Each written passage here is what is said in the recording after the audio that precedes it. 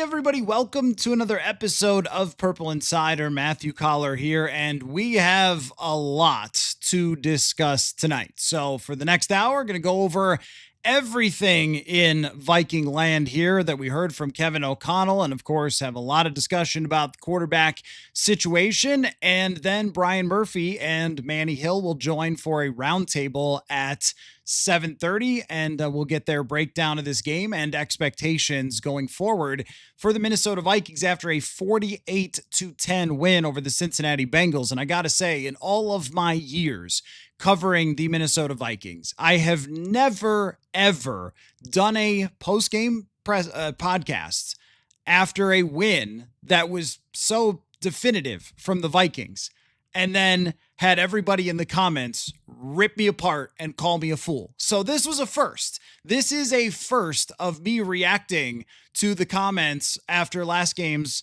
post-game podcast with myself and Dane Mizutani, in which we talked about how good Carson Wentz played.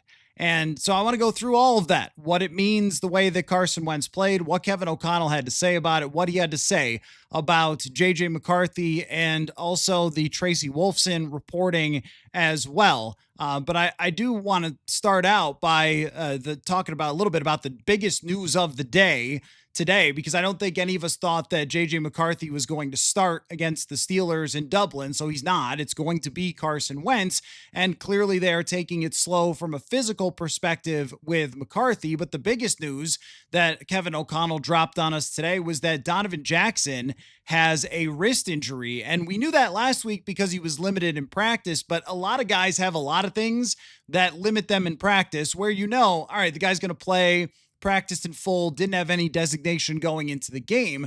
So none of us thought that Jackson had a wrist injury that was serious enough to keep him out. He did get bopped in the face in the game, but stayed in, played. He was fine. They played the backups later on, but there was no issue other than, just getting, duped in the face. But, when it came to his wrist, especially if you watched him play, then there was really no thought that there was an issue, because I thought Donovan Jackson had a phenomenal game. After rewatching the All-22 film this morning, I highlighted in the article I'm working on for tomorrow several plays from Donovan Jackson where he had reach blocks, got to the second level, used his movement skill. I saw he got a Baldy's breakdown from former NFL player Brian Baldinger about how well he played. And it turns out that he was playing through a wrist issue that they thought wouldn't get worse if he played in this game, and then flew to Los Angeles to have surgery. And now he's going to be out for several weeks. So the Vikings just cannot get five on the field. After Christian Darasaw comes back, looks really good. Ryan Kelly expected to come back, and now Donovan Jackson is out. But luckily for them, they do have Blake Brandel to be able to step in. And if you recall, the way that Brandel was playing last year with Christian Darasaw next to him should be a competent starting left guard with a lot of experience. If you're going to ask somebody to be a backup and come in for the guy you drafted in the first round with the freaky athleticism and all that stuff, Blake Brandel's about as good as it gets in the NFL with the amount of experience and how he played overall last year. When Darasaw was there, when he had Cam Robinson, it was not as good. And we really saw that as it went down the stretch of the season. But if you go back and look at the beginning of the year, I would describe it as being pretty solid left guard play. So he is not a difference maker. He's not going to be quite the body mover that Donovan Jackson is, especially in that outside zone. That's where he was great yesterday when they were running that outside zone, and he's able to use his speed, athleticism, quickness, flexibility. He was really good. And I think Donovan Jackson overall has gotten off to 2 out of the 3 games, has played really, really well. The Atlanta game, we know, was a pretty big mess for just about everybody, but Jackson has shown a lot of promise over these first couple of weeks, and grinding through an injury there to play like that. Very impressive stuff from young Donovan Jackson. It's not season ending, and it appears from the way that O'Connell talked about it, he's not even going to go on short-term IR, and they expect him to be back after the bye week. So when the Vikings play the toughest possible opponent with the interior pressure, the Philadelphia Eagles, they will have, it seems, as of right now, the way that O'Connell talked about it, Donovan Jackson. So there is that. That's off the agenda. It's unfortunate. surprising news today, but the start that he's off to with his career, the fact that it's not going to keep him out for too long, is a silver lining for Donovan Jackson, though it doesn't make things a lot easier in the coming weeks, where they are going to have to play a good Pittsburgh defensive line and a great Cleveland defensive line. Was reviewing a little bit of that Packers game. Whoa. That it is going to be a problem in that game. That Cleveland defensive line is as good as it gets. Mason Graham, the guy they just drafted, Myles Garrett, so that they will face a very serious challenge over these two games overseas without Donovan Jackson. So it's a bad break, but they do have one of the best backup left guards in the entire NFL. Now, let's get to the quarterback situation here. I want to start with what Kevin O'Connell had to say when he was asked directly if JJ McCarthy is his 100% committed quarterback when he is healthy. So here's O'Connell. So when JJ is healthy, are you 100% committed that he's going to be back? Yeah, I think, the first and foremost, he's got to get healthy. And then throughout that process, it's not just, I don't think it's one of those things where it's, hey, the day he's healthy, and if he's healthy the night before a game, we're going to just throw him out there and say, hey, go figure it out type of thing. I think we saw, as phenomenal as he was getting prepared for the Atlanta game, he did miss practice that week. And when you're in the phasing of building up the 10,000 reps and 10,000 hours of what it takes to play the position at a very high level, which we know JJ McCarthy is going to do, you can't cut corners on that. And that also doesn't require an answer on that question today. I think our goal was to win a football game yesterday. We're in the day after of that. We've had our players in. We're preparing for another top-tier opponent, and I think we've got to have another really good week of preparation, and then you add on the layers to travel and making sure our players have the utmost confidence in how we're handling the trip and building it progressively throughout the week till we get another opportunity, which we're really excited about. So there's Kevin O'Connell, and did not commit to JJ McCarthy absolutely being the quarterback. That's not a criticism of mine of O'Connell that he didn't commit. It's a fact. But I don't think he's in a great position to do that, because if you say, oh yeah, dude, he is our quarterback, there's no question about it, Carson is our backup, JJ QB1, and then Wentz puts up 35 points a game over the next 2 weeks against two stacked defenses. I know Pittsburgh hasn't been that great, but they are talented. And then Cleveland apparently is that great on defense. If that happens, then you can't just go back to JJ McCarthy if your team is winning and the veterans doing great and all those things. And the other thing too is if you say, well, JJ, he's going to be our quarterback when he's back and ready, that does put a lot of pressure on him, maybe to push it out there and not fully recover from the injury and try to get on the field faster than maybe he would want to do that. And it sort of sounds like, hey, yeah, get back here, kid. You're our guy. At the same time, there wasn't anything there to suggest that even a hint of, oh yeah, like he's our guy, but Carson's doing a great job, but that's QB1. And you could say, well, what's he going to say and everything else. But if it was Kirk Cousins and Nick Mullins, there would be no question about it, right? If that was fully and completely locked in, just 100% facts, this guy is QB1 and there's no discussion whatsoever in the building, then you would probably say it straight out. So I understand why he didn't, because the scenario has presented itself, especially with the way that this team plays defense, that if you have a quarterback on the field who can just guide the ship the way that Carson Wentz did yesterday and not make big mistakes and throw on time and play with good rhythm and all those things, that you have a defense that can win you a lot of games, and you have a lot of supporting cast in terms of the run game, especially from what we saw yesterday where it was committed to the run game. There may not be commitment with the quarterback situation, but there was commitment with the run game. And I think a lot of us were probably having the same thought, myself and you guys, of, I present you Jordan Mason, everyone, yesterday. But when you added all that up, Carson Wentz played really good football for them the way that Kevin O'Connell wanted him to play. And so I asked O'Connell about a stat that really popped out to me, which was that Carson Wentz, from snap to release, only 2.55 seconds according to PFF, which was the second fastest of the week. The only guy that was faster was 2.53, and that was Matthew Stafford. So even in that sort of Rams offense. So I asked O'Connell about that, and here's what he said. Kevin, the numbers had Carson getting rid of the ball in about 2.5 seconds. Just what do you think was working for him in terms of getting rid of the ball quickly? Yeah, I thought going back over the tape, it felt like it in the game, but I thought he was very sharp fundamentally. And there was quite a few reps where the ground is the quarterback's friend from a standpoint of keeping your foundation or your base balance and body position in the ground, and so you can make quick decisions. I thought he progressed multiple times. I thought he threw with anticipation. I thought he really got into, once we got into the meat of the game, which can be hard sometimes, which we'll take when the defense is scoring points on the other side. But the first drive was fantastic.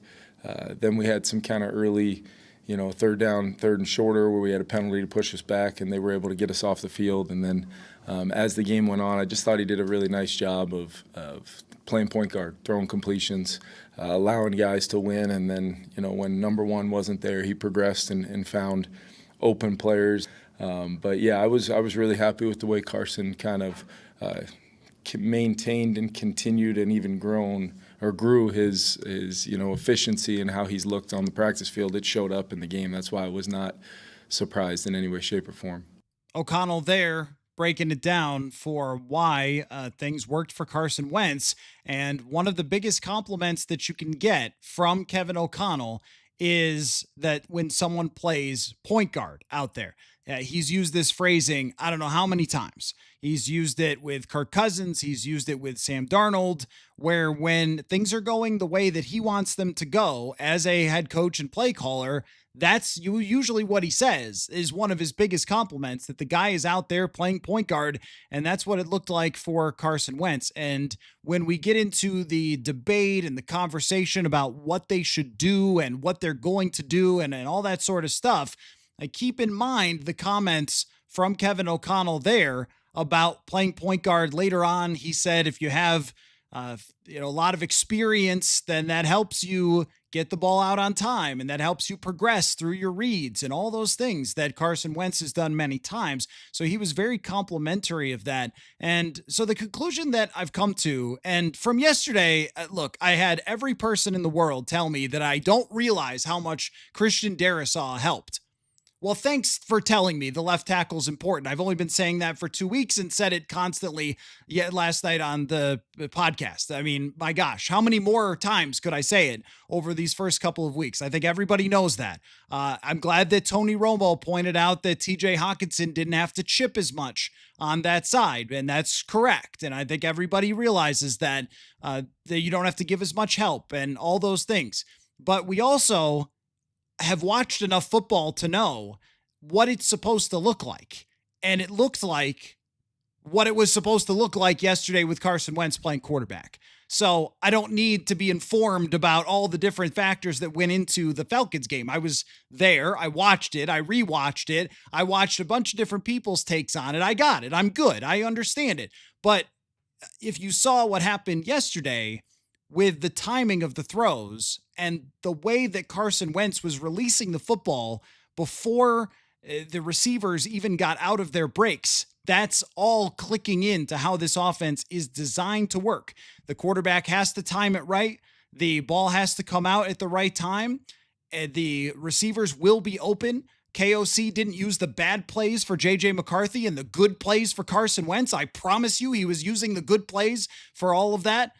So there was a lot of gaslighting, I thought, from Vikings fans yesterday about what we had seen in the Atlanta game versus what we saw in the game against the Cincinnati Bengals. And everybody knows that there were a lot of factors that went into that to make it better for Carson Wentz, as there will be this week when he gets Jordan Addison back. But here's what you have to remember, is that the fans and the team might end up on two different planes when it comes to this conversation about JJ McCarthy versus Carson Wentz and what they're going to do.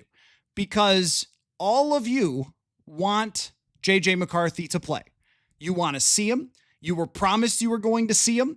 It would be like going to a movie with Brad Pitt And then instead of Brad Pitt, like 10 minutes into the movie, I'm playing Brad Pitt. Like, it's not the same, right? You're like, wait, I didn't sign up for this. I signed up for a Brad Pitt movie. Why is Matthew there? He doesn't look like Brad Pitt, right? That's how that feels. I know exactly what you guys are going through. I know, because we spent the entire summer tracking every single pass, breaking down every single practice. I have talked about this for I don't know how long. I'm going to say probably 5 years of the young quarterback with the rookie contract and building up the franchise around him. And they had a 3-year plan to do this. And we talked about it endlessly. And through the summer, they showed no signs of wanting anybody else at quarterback. They brought in Sam Howell, who was terrible.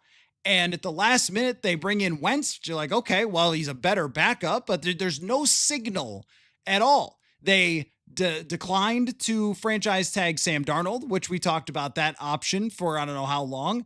They did not get Aaron Rodgers, which he was calling them and begging them, please come let me play for the Vikings. And they said, no, we've got JJ McCarthy. We're good. And then they didn't even get a backup quarterback right away. Even Sam Howell took until the draft. There was no signal with this team that they had any other thoughts other than JJ McCarthy, 2025, LFG, he's our dude. And there was also very few couching statements or excuses or even preemptive, well, you guys have to remember, he's just a rookie. We didn't hear that a lot. We heard he's getting better, he's progressing, he's ready to go. But the thing about quarterbacks is you can't predict them. You can't. There's too much evidence to prove this. You can't predict them. The best quarterback of all time in the history of the National Football League only got to play because Mo Lewis hit Drew Bledsoe. And you're telling me you could predict quarterbacks, right? They didn't know what JJ McCarthy was going to look like when he got out there. They truly didn't. You could try it in practice. You could try it in preseason. You could try to figure out, but they didn't know. They didn't know where he was going to stand versus where they thought he was going to be. And in those first 2 games, for the vast majority of those first 2 games, that didn't look like NFL starting quarterback play. And when you make all the excuses, and a lot of them are valid, well, it was Justin School's fault, it was the receiver's fault, it was KOC's fault, and there's validity to all of that. All of it. Having Darasaw back, having a running game, having your defense dominate, like all those things played in Carson Wentz's favor. He didn't look like Aaron Rodgers in his prime out there. But we've all been watching this long enough to know when somebody looks like they're not ready for this. And that's how JJ McCarthy looked. And so the team may, and I'm not saying they will, I'm saying they may decide as this goes forward that Wentz is going to give them a better chance to win. And this team with this coach and this locker room and this ownership, which does not accept missing the playoffs as being fine. You remember, they were not happy when this team missed the playoffs with Nick Mullins and with Josh Dobbs and all the excuses in the world, and actually got set up nicely to draft a quarterback. And yet Mark Wilf said to us, I believe it was Kevin Seifert sitting right next to me that asked Mark Wilf in the owners meetings 2024 before the draft, he said, well, hey, like last season, you kind of get a pass, right? Your quarterback gets hurt. And Mark was like, no, that's not how this works. Like, we expect our team to be in the playoffs. And if the coaching staff feels like JJ McCarthy does not give them a better chance to make the playoffs with this team, with Jonathan Grenard playing like a monster, and with Harrison Smith back and Darasaw in his prime and Jefferson, if they don't feel like he's ready, then they're not going to play him. They're going to play Carson Wentz. And here is something that I will stick with, is that when you draft JJ McCarthy, everybody is totally fine with whatever measures are necessary and whatever Kevin O'Connell decides. You're all perfectly fine with saying, oh, well, if you got to develop him off the bench and you got to bring him along slow and it takes time and everything else, well, that's great. Just do the best thing for JJ. That's just KOC. You know what you're doing. You're the quarterback whisperer. You got this locked down. You're good to go. Everyone's good with that in the offseason. Everyone's good with that when he's drafted in 2024. But now if you see it in play and that's how they go, now it's not okay because you were promised the young superstar and you want the young superstar and give it to me now. I don't care if he's not ready. I don't care if we lose every game. I just want to see JJ McCarthy. That's what I heard from a lot of fans yesterday. And I understand that perspective. And I'm not telling you you're even wrong because I think we all have that same thought of Carson Wentz. Does he get him to a 10-win record? They make a playoff. Maybe they get lucky and win a game, but probably not compete for the Super Bowl. Although I got a crazy stat that might change your mind on that. But I mean, I get it. You've been through this. You've seen it. You've had it 100 times. You've been promised the journeyman quarterback, the Sam Darnold, the Case Keenum, the Sam Bradford, and they get you all excited for a couple of weeks, and then it comes crashing down. And last year, I thought Darnold was different because he was a top draft pick, and look how freaking good he is and everything else. He's playing borderline MVP, and it still had the same result. And when you have that same football pulled out from under you, the Charlie Brown thing, time and time and time again, and you've seen backup quarterbacks with the Wade Wilson and the Randall Cunningham and all throughout the history, no matter what age you are, you've been through this. There was a Gus Frerotte season or two in there. You're tired of it. That you're looking at these other teams that have young franchise quarterbacks, and you're saying that should be us. We drafted JJ McCarthy. That should be us. I get it. And I get where you'd rather say, let him play through his lumps. Let him lose games. Let him have more Atlanta games if he has more Chicago moments and go into 2026, even if it's bad, even if he's much farther behind than any of us thought, including me, by the way, including me. I thought coming out of training camp, this is going to look pretty good, and it mostly didn't. So I think I get all of that perspective from Vikings fans. But if you're the coach of the team and you're the owners of the team and you're the players on the team, you're probably going to lean toward the guy who gets the ball out of his hands to the playmakers and lets them make plays. If you're Justin Jefferson, how are you feeling about this situation? Now, Jefferson has had JJ McCarthy's back. I think he loves JJ McCarthy. The way that they've worked together has been great to see, with even during camp when he was out. And those two are talking after every play. I think that they believe in him. I do. I believe that.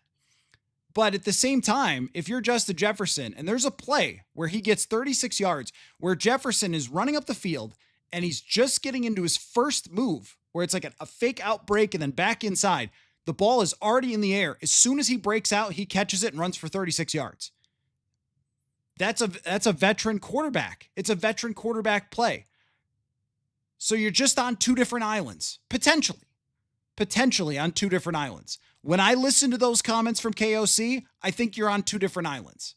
I think that Kevin O'Connell was pretty excited about the way that Carson Wentz played and the way that the offense held the ball. They stayed on the field. Yes, the defensive touchdowns helped. They stayed on the field. They were effective. That's what he's looking for. And he knows his offense works when the guy gets rid of the ball. And we've seen that plenty of times before. And you guys want your future franchise quarterback. Now, the reality might end up somewhere in the middle, as it so often does. Or it might end up somewhere where we never understand how we got there, because that's football, right? But JJ McCarthy might be a little bit closer. He might. And I'm not guaranteeing this. He also could come back against the Eagles and then just play the rest of the season after Carson Wentz goes 1-1 overseas, right? That could happen. Cleveland's defense is amazing. They just beat the Packers. Wentz could look horrible against the Eagles. They get a bye week and JJ's back in. They go 0-2, JJ's back in. A million different scenarios, okay? I'm preparing you for the one that you least want, which is that Wentz keeps playing. From my understanding, after looking at the comments yesterday and being slaughtered for daring to say that a guy who had 129 quarterback rating might have played well. I know it's pretty crazy, right? Versus a guy who had a lower quarterback rating against the Falcons than if you just threw it in the ground, the mighty Falcons who lost 30-0 against Carolina. Anyway, the point is there's different paths from here. And I don't know which one it's going to go on. It might be a Jordan Love path. it might, and I know you don't want that, but that might be how it goes. Remember, Jordan Love got in a game second year, maybe his first year. I think it might've been his second against Kansas City. He was terrible. He was totally lost. And then he started that season in 2023 and was up and down. And then eventually it clicked, but it took 3 years. Everybody loves the idea of developing a quarterback until you actually have to be patient and do it. And so we might be in a situation where they have to be patient and really do it. And let me get to that Tracy Wolfson tweet, which was very interesting because Tracy Wolfson had reported that he was not coming back until the Eagles game. And that was strange to me because based on this injury, if a guy can finish a game with a high ankle sprain, it's usually not 5 weeks. That's pretty unusual, or 4 weeks. It's pretty unusual. And I mentioned this on the show that I had talked to people about this injury last week, and I'm not his doctor and I'm not examining him, but just asked a little bit around about like if a guy finishes the game and like with this particular injury, stuff like this happens all the time. And what I got back was, 4 weeks seems like a really long time. And again, I haven't examined him. We all know that, but that's a long time. And it sort of seemed like they were giving themselves that leeway to find out how Carson Wentz looked. So she reported that he was not going to be able to come back until after that game or after the bye until that game. So here's what she tweeted today. Cause I think clearly some folks inside the building maybe said, we're going to have to clarify with Tracy here, cause this is getting aggregated everywhere. Which is another thing I got to talk about tonight. So here's what Tracy Wolfson said, and this is long, but I'm going to read the whole thing and then you guys can make your own conclusions here.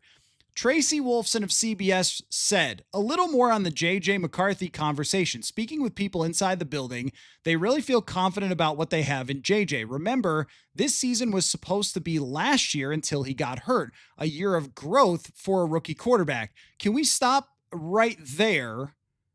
This year was last year. It's supposed to be a year of growth. That there's no indication of that by all the Vikings' other moves that this was supposed to be a year of growth. Okay. There's not. You don't sign Javon Hargrave and Jonathan Allen when you're just like, this is supposed to be a year of growth. It's just a year of, that's why you spend more money than anyone else in the offseason and load up your team and give a veteran center who might be on his last year. That's why you give him a contract. I think we've been over that, but that's not the case, right? This is not year of growth. This was supposed to be winning. Let's see. So they are a year behind. The reminder is that he is coming off of a serious injury, did not practice once last year. During training camp, one of the main guys he had to build a rapport with was Addison, who has been suspended. Jefferson had a hamstring. They've been out without their left tackle and have not had their 5 starting linemen out there yet. They believe in JJ. That's why they drafted him. They know as fans it's hard to be patient, but KOC and the Vikings plan to be because they believe that this is what's right for the long term. Now, clearly, this message, she said it came from inside the building. So that's what she said.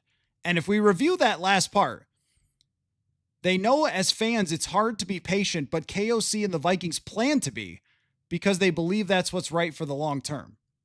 Again, that doesn't sound like as soon as that ankle goes like this back and forth without creaking that he's good to go. I mean, it just doesn't read that way. It reads like everything is hedging. Everything is couched. Everything is setting up for the possibility that Carson Wentz is your quarterback going forward. So here's my thing for you guys is none of us know where this is going.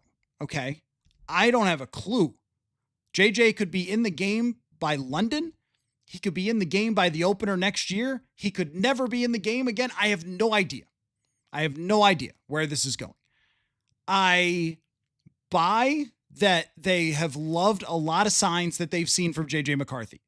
His physical tools, his arm strength, his athleticism, the way he carries himself around the building, all those sorts of things. And a lot of that projects really, really well for a franchise quarterback. But that doesn't mean he's ready today. And I think that might be how they feel at this moment. And that's why they're telling Tracy Wolfson. Again, it says from inside the building. So they're telling Tracy Wolfson, that fans need to be patient. So none of us know where this thing is going. And I'm going to ask politely. I know this won't happen because the internet is the internet. It is what it is. And it's the life I chose.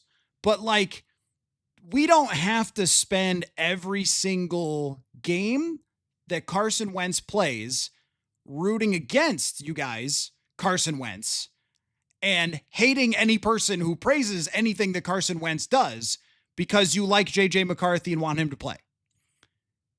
In fact, again, I've never seen a 48-10 win go over so poorly with fans. It was weird. It was very weird because usually people are excited about that. But you don't have to spend every single day rage tweeting about this Carson Wentz and JJ McCarthy situation because I promise it won't change anything. They're going to handle it inside the building with what gives them the best chance to win games. And at some point, they may feel like that's JJ McCarthy.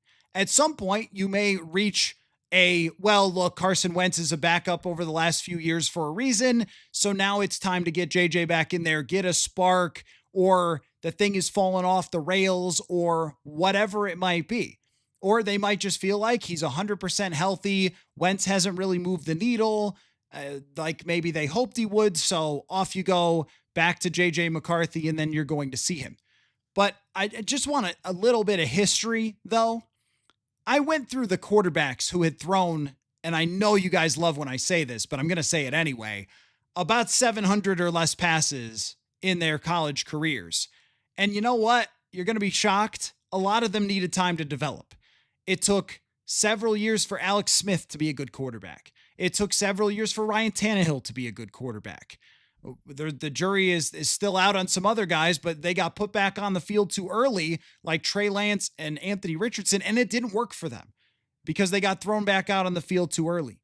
And I don't know what the answer is because every one of you is going to say to me, oh, well, how's he going to get better if he doesn't actually play? And that's fair. And that's why it's so freaking hard to figure out this quarterback position. That's a fair comment. I don't have an answer for you. I don't know. But if he gets back out on the field and he gets sacked 9 times, well, Darasaw is back. Look at this. Donovan Jackson's hurt. Is that going to be the next one? Well, you're going to get some pressure.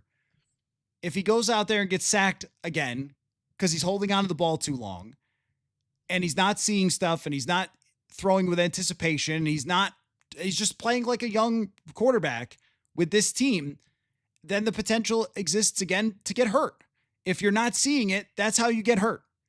And I've seen that trust me, I was from Buffalo, my friends, or am still from Buffalo originally. And I saw it happen with JP Lossman, with EJ Manuel, with lots of different young quarterbacks who struggled to see stuff early on and ended up getting hurt. Trent Edwards has happened with, you don't want that. And so what it sounds like to me with them through Tracy Wolfson asking for patience is that they're going to want to try to develop him as carefully as they can. And we don't know what that looks like yet. And they don't know what that looks like yet. So we can talk about the Minnesota Vikings and their 48-10 win without raging out every second over this quarterback situation. Because KOC probably does know how to handle it, for one. But also, history just tells us that sometimes these guys need more time. That might be the case for JJ McCarthy. I don't know if it's the case for JJ McCarthy. We're going to see, but it might be. So prepare yourselves. I'm not saying you have to tattoo Carson Wentz's name on your face, but if your team wins 48-10 with Carson Wentz playing great, you don't have to spend all day fighting with everybody on the internet or commenting or whatever on the YouTube video that I don't realize that Christian Darasaw coming back was helpful to Wentz. You can't tweet things into existence. I'm sorry, guys, you can't. This is going to happen on its own timeline. JJ McCarthy will play again for the Minnesota Vikings, I promise. We just don't know when, and we just don't know what that's going to look like. So strap yourselves in, and one day at a time, we will break this down as it goes forward. That's the message. One day at a time. Let's go 1-0 this week as a group of people having a conversation about a football team. How about that? That's what I think. And just one more thing on that before I get to comments, questions, thoughts. One more thing on that is what Jonathan Grenard said in the locker room the other day. Yesterday. Feels like it's been a week. Andrew Kramer on my show said that he felt like the vibes were off in the locker room for last week. And of course, I shouldn't be surprised. Some folks who do this decided to grab that one sentence that he said and put it out there. And obviously, Jonathan Grenard saw it. Okay. Now, we did a 40-minute conversation about the game, and I think both of us picked the Vikings to win the game, by the way. But okay, fair enough. I guess it's on the internet, so you could steal it for your own content if you want to. Somehow that's legal, I guess. But anyway, so that happened. Grenard saw it, and in the locker room, in his postgame, he was kidding around with us after the win, and he said that he did not agree that Andrew, with what Andrew said about the vibes not being good, which is fair. And he said that it was probably misinterpreted as the team being focused coming off of their 22-6 loss to the Atlanta Falcons, right? And that's a fine explanation, right, of why reporters that are in there for a half hour, 45 minutes a day might sense that the team is down, but maybe just, not as up as they would be had they beaten the Falcons and gone to 2-0, right? So just maybe a misinterpretation. I think it's very hard to interpret the locker room vibe sometimes because I've just seen it go either way. Sometimes I feel like, oh man, this place is so dead in here this week and they win. And sometimes I feel like, wow, this is a big old party and they lose. I don't know, right? It's tough to figure. But that was his interpretation. Jonathan Grenard picked on him a little bit. The other thing is that Jonathan he's a chip on the shoulder guy, real chip on the shoulder guy. And I mean it in the best, most complimentary type of ways. One of the best pass rushers in the NFL. He's a 3rd-round pick. If you read his recruiting story, he was kind of left out to dry with recruiting and then just ends up at Louisville. Like, this guy's had to fight for where he is. He's one of the most intense people I've been around. He's going to take anything that he sees on the internet and he's going to turn it into a chip on his shoulder. So to me, all of that's not anything unusual. It's just not like anything unusual for what we see on a day-to-day basis. But usually what ends up happening is it doesn't end up on the internet. So his statement, Andrew thinking the vibes were not that great, them winning 48-10 has led to a ton of abuse for Andrew on social media. And you gotta just, that's ridiculous. It's just ridiculous. I mean, I would have preferred that Jonathan just said to Andrew in the locker room privately, which is usually how these things go. Like, hey man, the vibes were fine. Like, maybe don't try to, overinterpret how we act around you guys or whatever. That would have been a conversation. It's very normal between reporters and players. He happened to say it in front of the cameras. He's amped up. They just won 48-10. But the stuff that was said about Andrew and toward Andrew about his reporting and all that sort of stuff, just asinine, just completely ridiculous.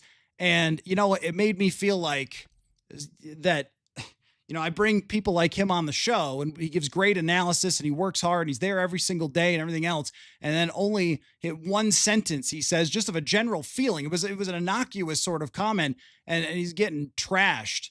It made me feel like, I don't know if I want to do this anymore. If that's what's going to happen to my guests over one pretty normal interaction. But I was very, very unhappy to see that. So why don't we get into, speaking of normal, why don't we get into a normal show that talks about a 48-10 win? If we can, why don't we try to do that? And we'll get a FanDuel question of the day. We'll get a sponsor. We'll get Murph and Manny in here. Manny wants to talk about Isaiah Rogers. Imagine that. Guy plays the best defensive game of his career. And, we just haven't had a chance to talk about it a whole lot. So that's what we're going to try to do here for the rest of the evening. But you've got my thoughts, which is we don't know where it's going, but you can't tweet it into existence, and it might just take more time. And everybody, the team, me, you, everybody was ready to follow JJ McCarthy this season. Everybody. And everybody was excited about it, including the team. I promise you they were. But sometimes football has different plans. And that might be the case for this year. So you might have to just prepare yourself for that. And it also might be the case that he could be back in 2 weeks and playing, and then off we go from there. We just really don't know. That's the overall thing. My overall takeaway was that KOC seemed very pleased with how Carson Wentz played, and a lot of the comments sort of sounded like it wasn't what we were doing last week. And I know he actually did kind of say that. He referred to the 10,000 hours thing. And you add that with Tracy Wolfson's tweet. I'm just saying, prepare yourself for the possibility, because that's what some of the signals are telling us, that they want to be more patient now that they feel like Carson Wentz can get in there and play. It's not what you wanted. It's not what you got, you put on your Christmas list, but could be the Bengals. I thought yesterday's comment section for the postgame podcast might as well have been from Cincinnati, the way that it looked. So the FanDuel question of the day: after yesterday's results, the Vikings are still third behind the Packers and Lions on FanDuel to win the division. They are plus 470 to win the division. Green Bay still minus 150 despite losing to the Cleveland Browns. I want you to give me a 1 to 10 how confident you are that the Vikings will still win the division, or that they can win the division, even though they are third at plus 470. And I want to tell you about our friends at ZipRecruiter. I know hiring is hard. Luckily, this is kind of an operation of Matthew and friends, so I don't have to do too much searching through resumes and things like that. But I know a lot of you who listen to the show, you're in your management positions where you have to hire, and it is tough. You get a lot of unqualified people, and it's hard to find the right candidates. That's why ZipRecruiter is here. They have all sorts of great tools to help you find the best candidates and fast. Right now, you can try it for free at ZipRecruiter.com/audio. So easy to do. You just use their smart technology that helps you find candidates, or if there's somebody that you want to apply, you can use the invite to apply button. Lots of ways you can make ZipRecruiter your best recruiting tool. So ditch the other hiring sites. Let ZipRecruiter find what you're looking for. The needle in a haystack. 4 out of 5 employers who post on ZipRecruiter get a quality candidate within the first day. So try it for free at ZipRecruiter.com/audio, AUDIO, ZipRecruiter.com/audio. So now I will open the comment section and see what we've got here. See what we're talking about. About 20 minutes, Manny and Murph are coming our way. So Sarah says, we drafted a quarterback for him to sit on the bench 3 to 4 years. Then why the bleep did we waste that pick? So when you drafted JJ McCarthy, what you did not think was going to happen is him to tear his meniscus in his first preseason game. The plan when they drafted JJ McCarthy, and as you all know, in life and in sports, the best laid plans do not always come to fruition. So they had planned to sit JJ McCarthy behind Sam Darnold, and then maybe 5-6 weeks into the season, the way they felt about his first training camp was really strong. So 5-6 weeks into the season, they thought, well, Darnold will probably hit his rocky times and we'll feel good about McCarthy. Like, think about exactly what the Patriots did with Drake May, where it was start Jacoby Brissett, halfway into the year, Brissett is just not enough. And then you go to the young guy and he's had some time to acclimate himself to the NFL. And then by year 2, he's your guy, right? Because he's had experience from the first year, 2 training camps, etc. That's what they planned to do. They did not know that his first scramble in the preseason was going to tear his meniscus and he was going to be out for an entire year. So as Tracy Wolfson said, that set back the timeline. Now, I didn't think that it set it back as much as people acted like.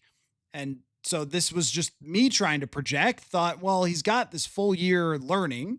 And the hardest part is to understand how everything works, right? Like, that's the most difficult part of all of this stuff, which is just to understand it, first of all, and then be able to get it in your brain so you can go out there and do it. It's so complex. Like, that's really tough. So I thought, well, he's not really a rookie. You probably heard me say it. He's not really a rookie. He had a whole year of watching Sam Darnold. That's not being at Michigan. Okay. And then he came out and he had some rough practices and he had some good practices. And by the end of camp, I felt pretty confident. I said it, that they could win 11 games with JJ McCarthy. And I still thought it after they lost to the Falcons. I said it on that post game that I was not ready to toss him over the Viking ship and call him a bust like I saw a lot of people doing and everything. I was like, well, this kind of happens with young quarterbacks. They have bad games. Bo Nix and Michael Penix are in their second year and they're having bad games. Jaden Daniels had bad games. CJ Stroud, man, when's the next time he's going to have a good game? Like, it happens, right?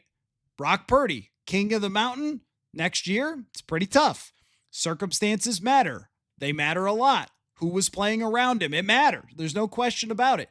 But at the same time, when he shows signs of not seeing how things are playing out on the field and is not able to operate it, the clock is counting down because the plays aren't getting there and the checks aren't happening. And of course, we're questioning KOC and why isn't the play getting in faster? And why did he got all this complicated stuff that you're asking him to do and et cetera, et cetera. Well, we know this about Kevin O'Connell. He doesn't believe you could play quarterback unless you got all the tools. He doesn't think you can walk into the kitchen and cook with a fork and a spoon. Like, you need to have all the ingredients if you're going to go to that line of scrimmage in this offense. That's how he feels. And it's a lot. It's not a fork and a spoon. It's not the old Kubiak offense where you're running wide zone and play action off of it and then a bunch of screens. It's an offense that requires, I criticized them for being an empty and then getting sacked. Like, it requires that though. And you saw Wentz out of empty on a number of occasions, getting rid of the ball within his clean pocket snap to release was under 2 seconds. So you saw that ball coming out, which helps the offensive line, by the way. Always and forever, like chicken and egg. If you hold on to the ball too long, it's pretty hard to block guys for 3.5 seconds. But just the point being that you can't really simulate how this is going to look when someone actually gets out there. And if they can't get rid of the football, then it puts their health at risk because they're getting smacked into the ground over and over again, like JJ McCarthy was. So I don't think that the plan was ever to sit him for 3-4 years. It clearly wasn't. They were emphatic that it was not the plan to sit him behind Aaron Rodgers or whatever. It's just that this was always a potential outcome. It was always a potential outcome that he just wouldn't, when he actually got out there, wouldn't be entirely ready. We also don't know what it would have looked like if he played against Cincinnati. And I think the people who make that point are being fair that Cincinnati's not that good. And he probably would have won the game if Isaiah Rogers gets, 2 touchdown returns and you're up 24-3 before, people have sat down in their seats. Okay. That's a fair point. And it would have been a great get right game for him. And maybe he gets on track and maybe he gets going, but that's not the message that we heard from Kevin O'Connell today. And I thought I was willing to say about yesterday's postgame, I was willing to say if Kevin O'Connell came in and said, look, JJ's our guy, he's QB1. If he had played yesterday, he would have been great. Everything was, we got Darasaw back and like he would have been, but that's not what I heard. It's just not what I heard. I heard Carson Wentz did great. And that's exactly what we want from our quarterback. And then I heard, well, he's a young quarterback. Oh, he needs 10,000 hours. Oh, tells Tracy Wolfson, tells Tracy Wolfson, fans got to be patient. None of that sounds like, hey, we can't wait to get him back out there next week against Cleveland, right? So that's where I feel like my job is to take what I see and tell you what I see, and also talk about the options and where this thing could go. I don't have a hot take on this. I really don't. If they feel like the guy needs to develop, I don't know what you're supposed to do. But also, I agree with the people who say, well, how are you going to develop him then? But if you think that they had planned when they drafted him to not play him for 3 years, well, I promise you that wasn't the plan. So Star Tracker says KOC did not give up on JJ. I didn't say he did. I did not say he did. He wants him to be ready before he gets on the field. Y'all are thinking too much into this.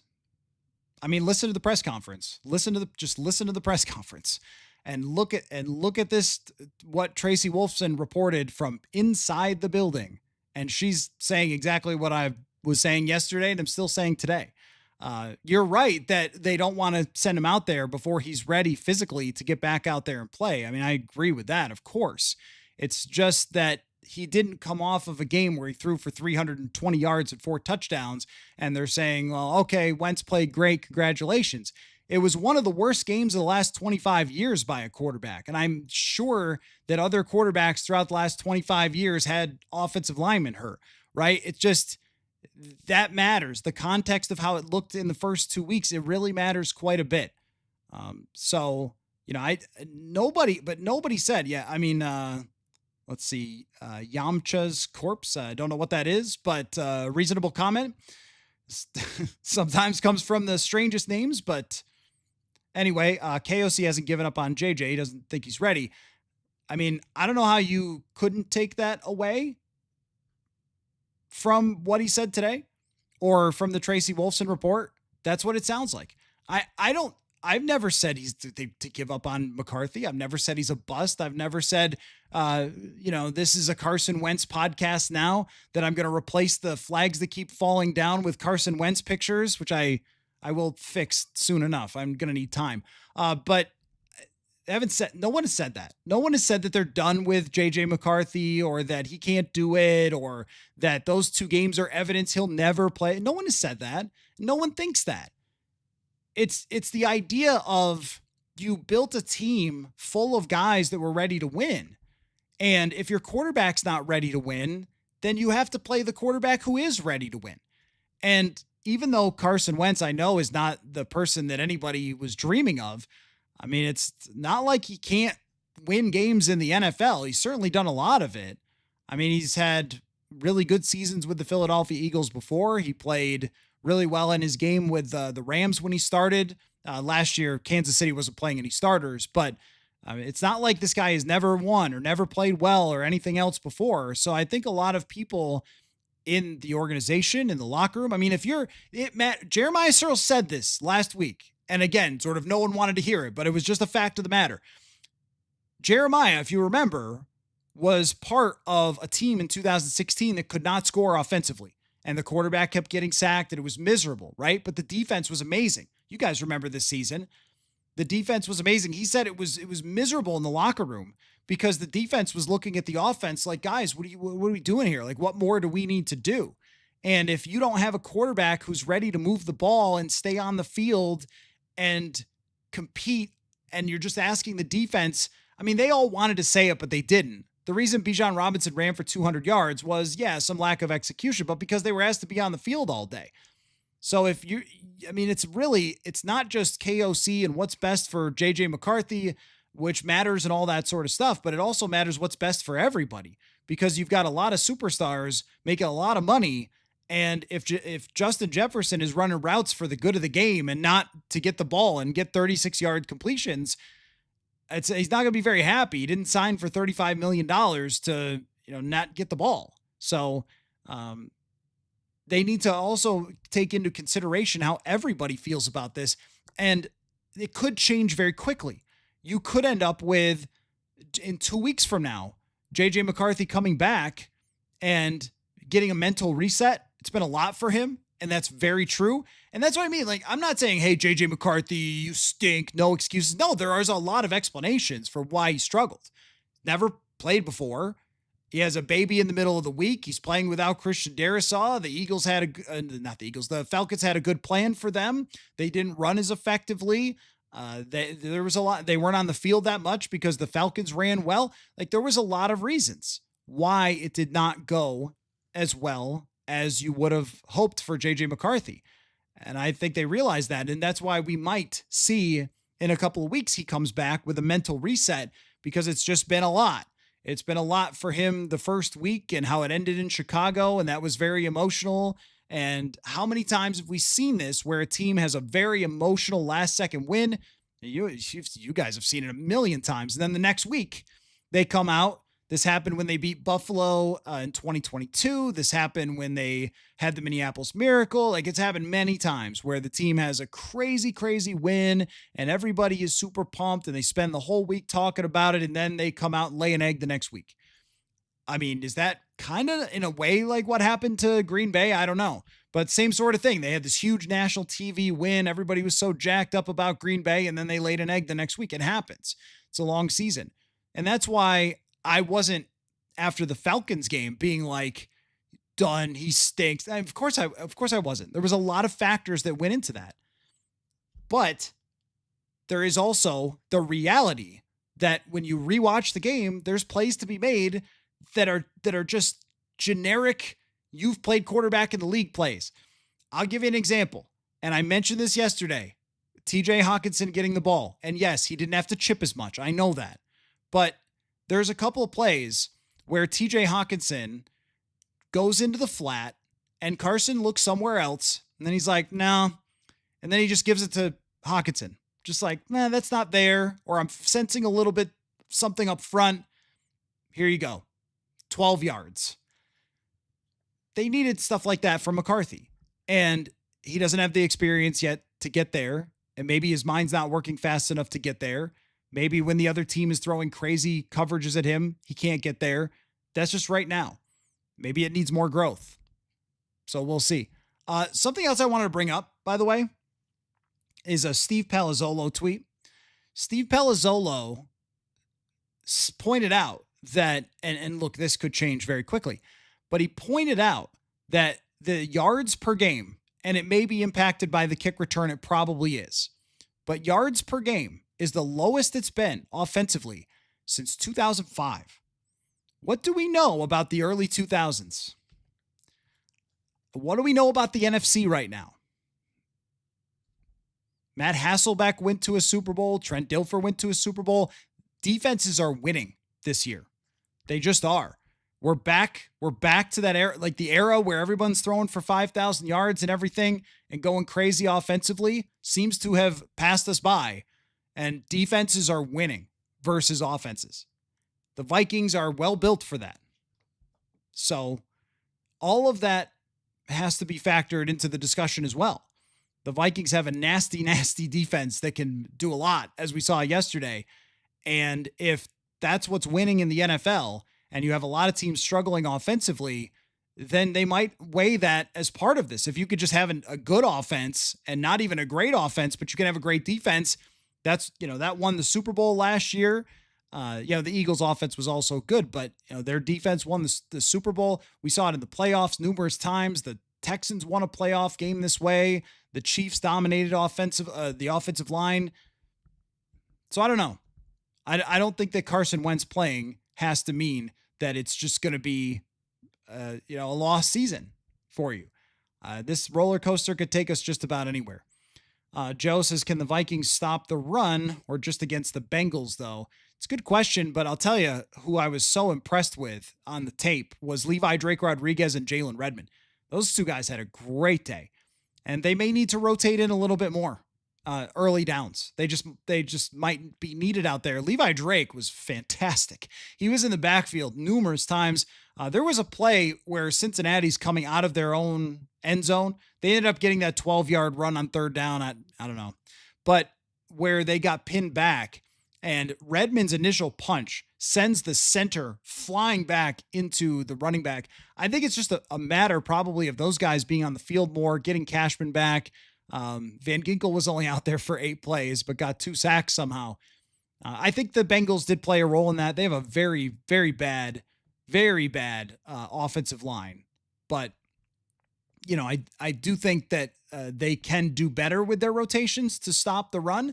I don't think it's any guarantee that they're going to be great at it because, they're going to play against some of the best run teams in the entire NFL. They're going to play against the Ravens. They're going to play against the Lions. They're going to play against the Packers. So that'll be when it's really proven. I don't think it's really proven right now after a game against the Bengals. Really good 8 plays. It was a really good 8 plays. Rach 2 says, honestly feel like the jury's still kind of out on the run defense. Got gashed by a good running game and then handled two of the worst running teams in the NFL in the Bears and Bengals. Totally agree. And the Falcons, we need to keep in mind, we're in a favorable situation to run as well. Whereas the Bengals and the Bears, maybe the Bears a little bit, and they didn't do it great, but the Bengals were not in a favorable situation to run because they got down in the game so fast that they mostly had to pass the ball. Score one more says they better get Thielen the ball. For some reason, they put the camera on Adam's wife when Hawkinson caught the touch. I didn't know that. I didn't watch the TV copy back. I only watched the all 22, but that's funny that they did that. So, he was close. He was close. I think he's still going to play a role on this team. Just over these first couple weeks, they haven't had a ton of plays, and he's had a couple opportunities, hasn't worked out. He'll still play a role, but I think we all know getting Jordan Addison back is enormous for this team.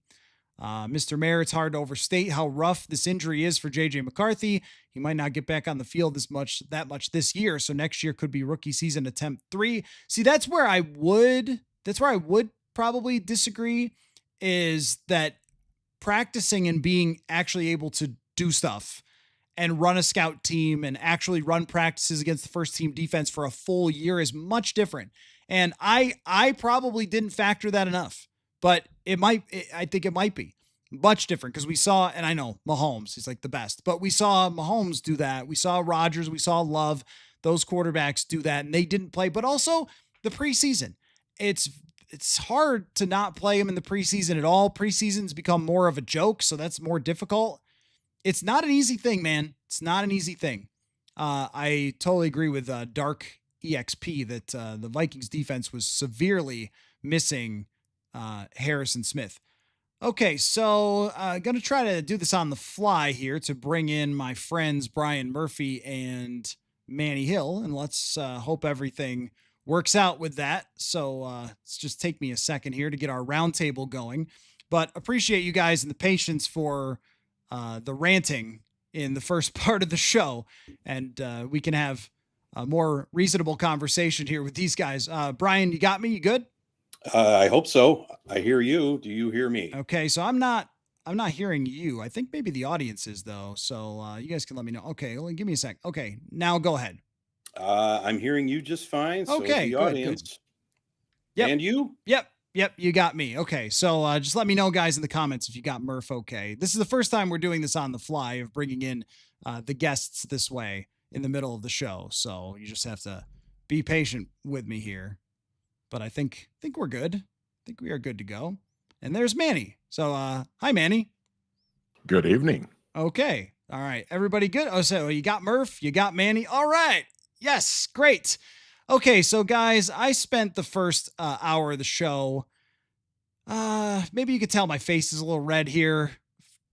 Just this situation with the quarterback. This is where we have to begin and pick up on. As great as the game was yesterday, KOC talked today. It certainly sounded like he was very happy with the way Carson Wentz played.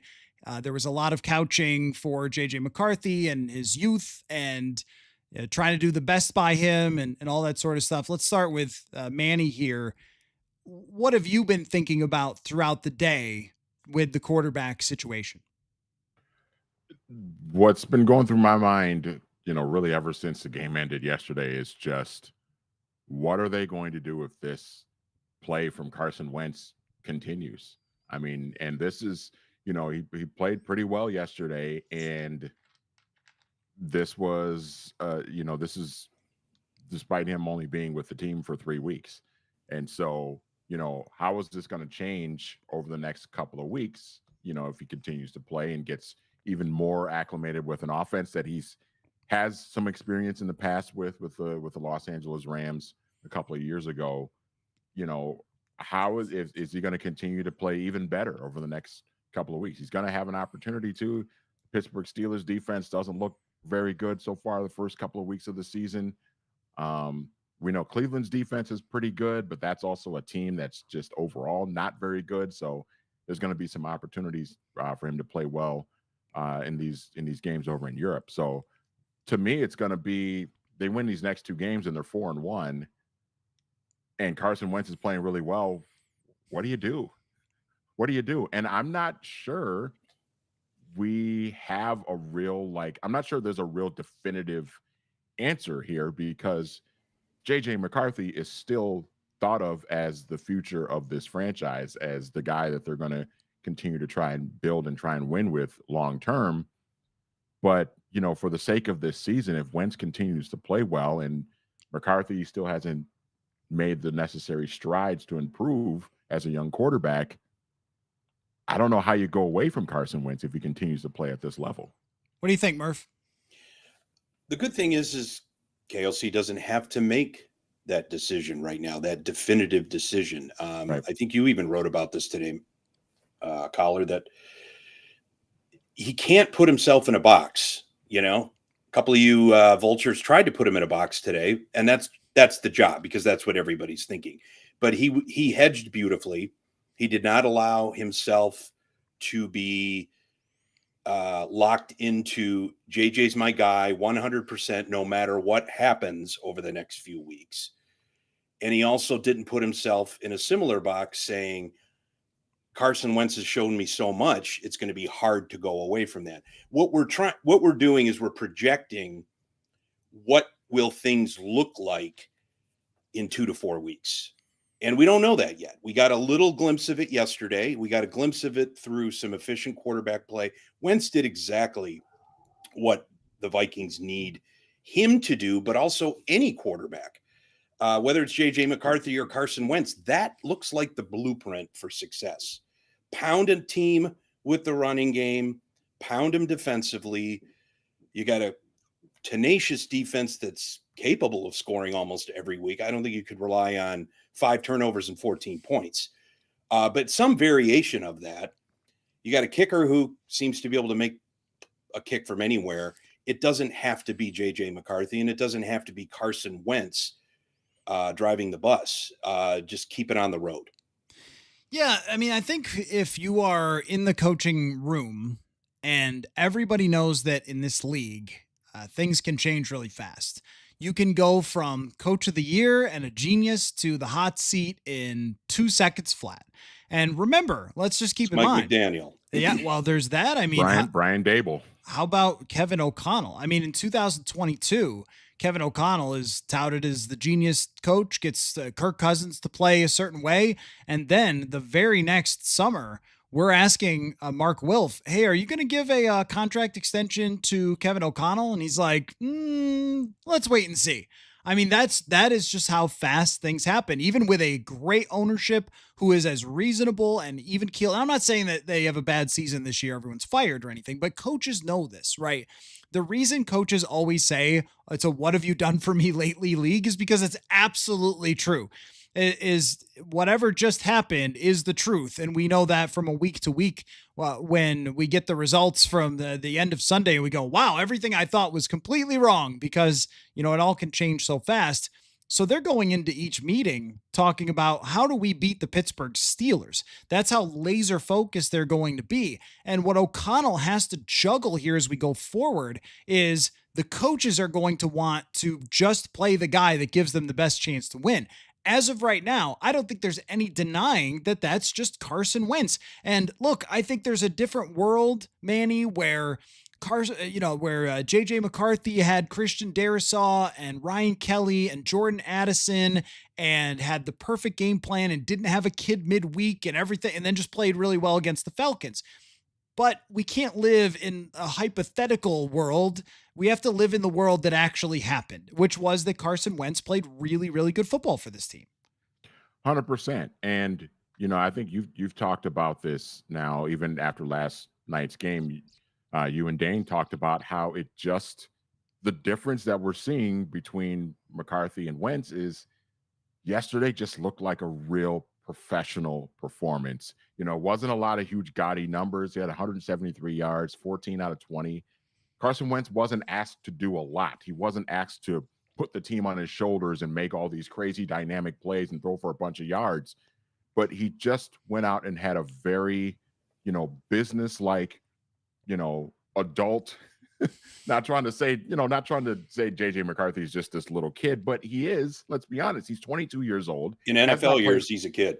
Yeah, very much so, Murph. And, Carson Wentz is a guy that, okay, fine. He's the first quarterback to start for 6 different teams in 6 straight years. Okay. So maybe that says a little bit something about, how his career's gone, but he has still been in this league this is his 10th year in the NFL. This guy knows what he's doing out there. He's not, he's not going to go to the Hall of Fame or anything, but he's got enough starts under his belt to where he knows how to prepare for a week, prepare for an opponent, make all the necessary throws in a game like this, and take advantage of a team that is just not very good, defensively. And they were able to expose that. And it was just a very professional performance. And that's just something that we have not quite seen from JJ McCarthy yet. And it doesn't mean that, you wave the white flag on him and that it's over and that he's never going to figure it out. It probably just means it's going to take some time, take a lot more time for JJ McCarthy to kind of grow and develop into, what I think everybody hopes that he can be. But right now, like you said, Wentz gives him the best chance to win just because week in and week out, he's going to come out and give you a professional performance. It's not always going to be great. There's going to be some throws that he makes, over the next couple of games that you might kind of scratch your head a little bit. But we know that for the most part, he's going to do what he needs to do because of the experience and the talent that he has. Score one more in the comments says team look more fluid with Wentz, and I'm a JJ fan. I think no one is asking you to bail on JJ McCarthy. Right. KOC did not come out and say today, actually, guys, we're trading him to the Birmingham Stallions of the UFL. We are finished with JJ McCarthy. It's over. Burn those jerseys. But there's just a lot of examples throughout NFL history, Murph, of quarterbacks needing time. And it's really, really hard. It's just so hard with all the promise of the young quarterback, but also that I don't feel like any of us were misleading to the fans or the audience because all their decisions led to them believing that it would work out. And then in the first couple of games, it didn't, which again also does not mean that it can't. And I want you, Murph, to take us through the decision tree here for Kevin O'Connell, because I think there is one where if it goes down X path, then you're back with McCarthy. If it goes down Y path, then it's back with Carson Wentz. And then there's another one that's a little more murky and is a little more muddy where you're not really sure whether you should stick with Wentz or JJ McCarthy. I want you to give me what's in your head about those different paths. Well, I think they're positioned well to win both games overseas, but I think a split is fine. And that is the luxury you have of winning yesterday and the manner in which they won yesterday, which I think instilled some confidence, or at least reinforce the confidence I think people have in this team, especially, defensively. I mean, let's not forget the Falcons kind of walked into US Bank Stadium and ran at will. And yes, McCarthy was messy and the offense didn't do any favors for the defense. The defense also and admittedly wasn't up to snuff, wasn't up to their standard. They reestablished that yesterday. So, if you're coming back into the bye at 4-1 or 3-2, and Wentz is really not the story of the game, but all the playmakers are the stories of the games, and he's not getting in anybody's way, it is going to be difficult to immediately walk away from Wentz and hand it all right back to McCarthy. McCarthy's health, his ankle, his mobility, we're going to hear about a lot of that over the next several weeks. I don't know if there's a spot to return him because you've got Philadelphia, Detroit, and Baltimore right out of the gate. So there really isn't an on-ramp for him either. So I'm going to be looking at not so much what Wentz does, but what Wentz avoids. He was able to avoid trouble yesterday, trouble that found McCarthy or that McCarthy stumbled into. If Wentz continues that, the defense plays well, the playmakers make and elevate Wentz's game, the offensive line. We got another injury on the line to deal with. The return of Addison, we got to see how that changes the dynamic of the offense. We haven't had Jordan Addison to watch over the last 3 weeks. There's a lot of little things, and they're going to be subtle. What's coming out of the locker room?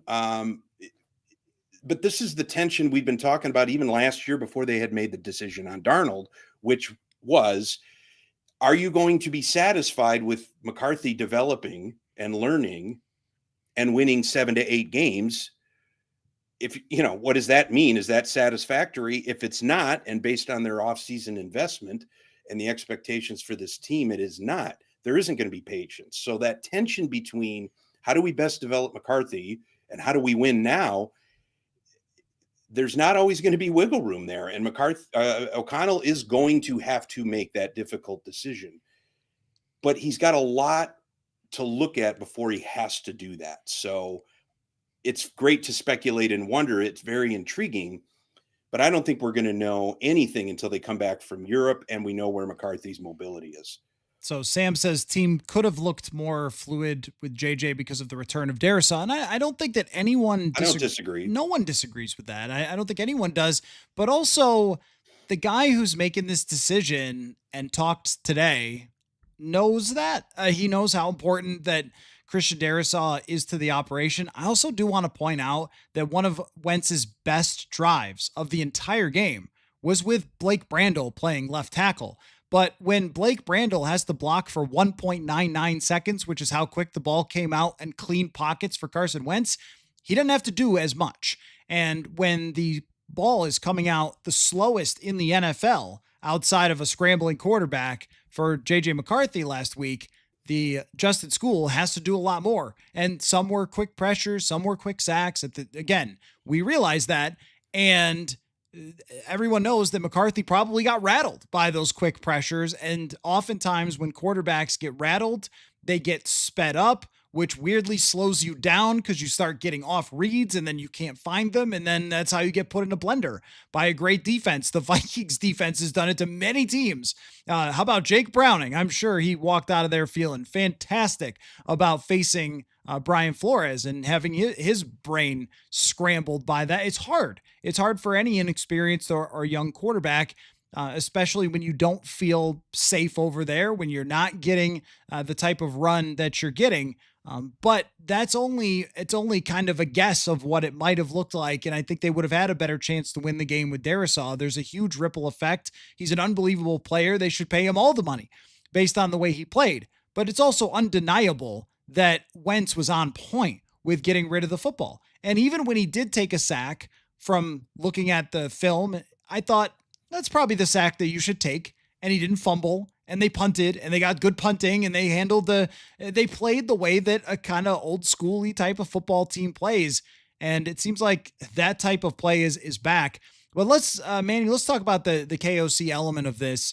And not sure how to pronounce this. Crazy driver says, I know it's not the topic, but it seems like KOC has a hard time with mobile quarterbacks. If you're a pocket passer, it works with his style of football. You know what I think it is I wouldn't say mobile, but I would say with experience, with the ability to handle a lot on your plate. So Josh Dobbs could not, but Nick Mullins could. And he didn't throw the ball well because he has no arm whatsoever, but he threw it to the right place a lot. It just may have wobbled to get there or may have flown over somebody or whatever it might have been, but he threw it to the right places because he understood where to go with the football. And Sam Darnold played a ton of football in his career and had the experience and had been through it and had seen these things before. I think there is something to that, Manny, of what KOC asks of his quarterbacks.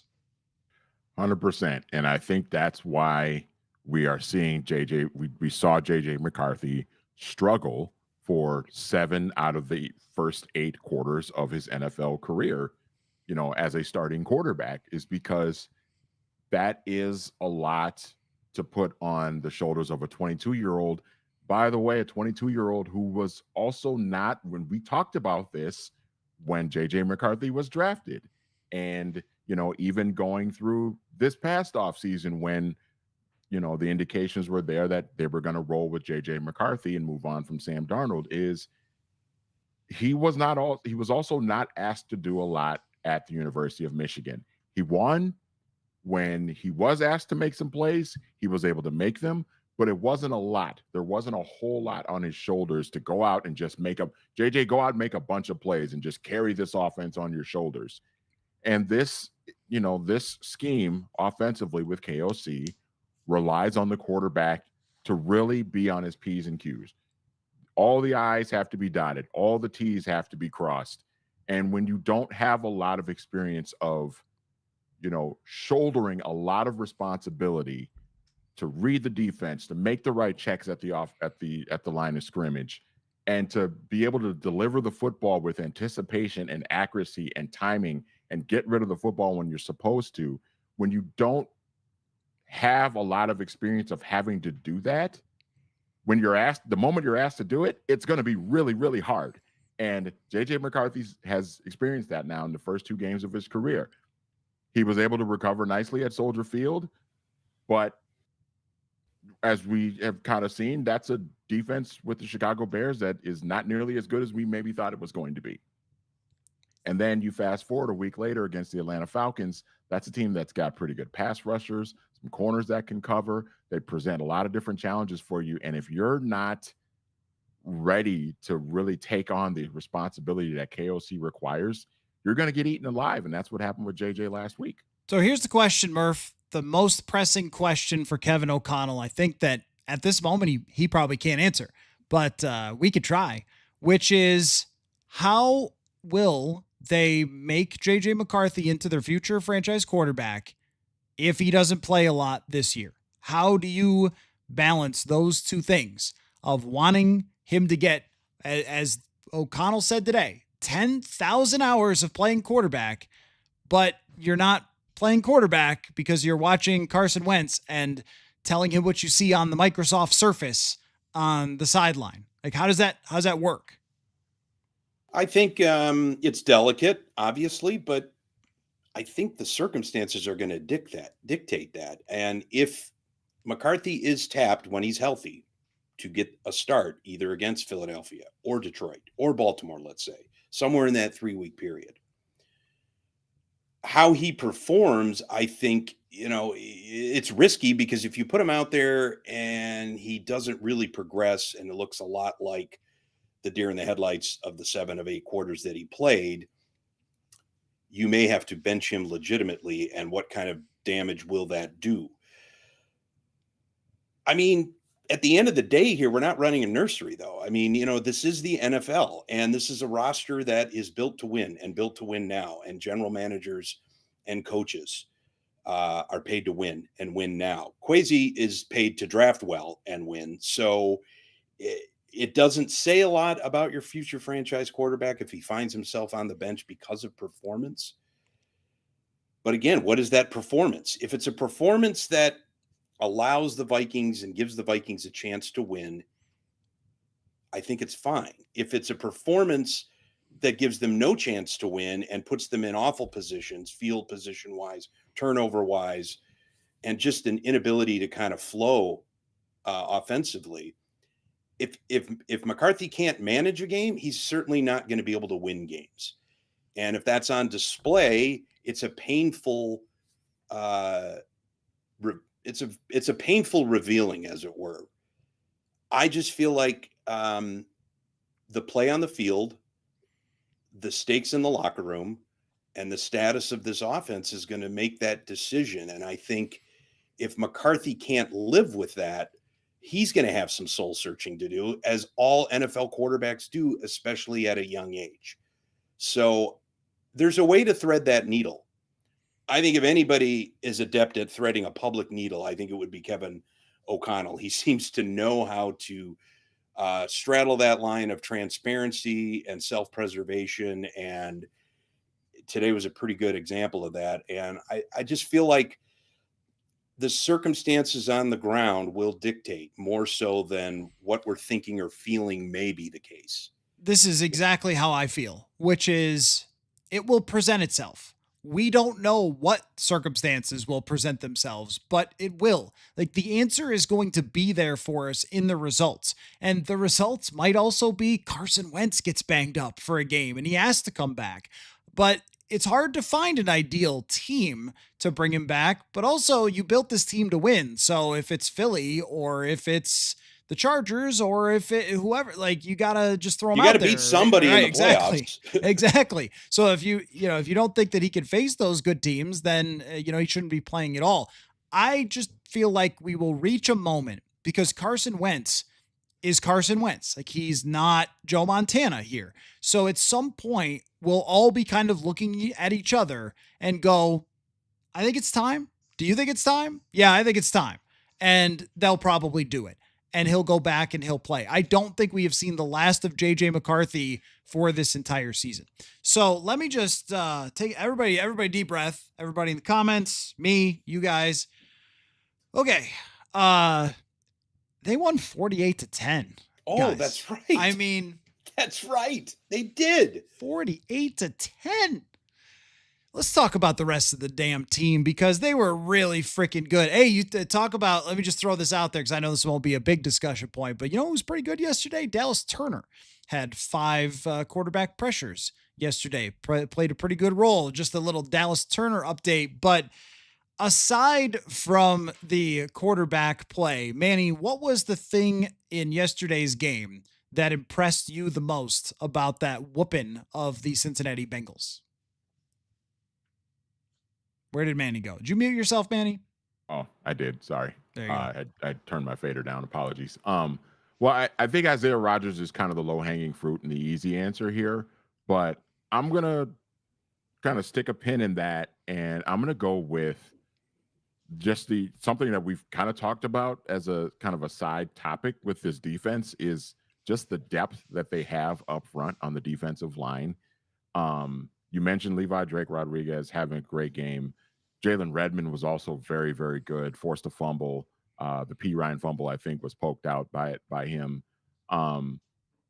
That's huge for those two guys, especially to be stepping up in the roles that they have right now and really providing some really good depth for the interior of the defensive front. That's just major because, you know, Hargrave, who we talked about, a little bit banged up after yesterday, and even Jonathan Allen, who's been really, really good. You know, those guys are kind of on the other side of 30, and you kind of wonder how many snaps can they really endure over the course of a 17-game season. And so to have, you know, LDR and Jalen Redmond both just stepping up the way that they did, and granted, the Bengals just look like a miserable football team right now. So that was part of it. I think that really helped. But to have those guys, I think, playing at a high level as kind of rotational defensive linemen, I think is really huge for the long-term success for this defense this year. Yeah, we could say the Bengals are bad, and this is probably true, but I mean, they just won the previous week, and they didn't play like a complete joke. In fact, all the people in Jacksonville were yeah, right. I mean, but in Jacksonville, they were, ripping their team up and down for losing to that Cincinnati team. I totally agree with the interior of the D line. We can't let it go too far in the conversation for who was responsible before we say Jordan Mason. What an absolute beast. And rewatching his tape, he is so good in that outside zone stuff. He just sees it really well. I'm going to throw another deep in the weeds guy who had a great game. Will Fries was awesome in that game. Just had the leverage, was driving people back, seemed like a really good fit for what they want to do with Mason. And it's not often that you lose somebody to injury as important as Aaron Jones and you could run the football like that. So very, very well done from him.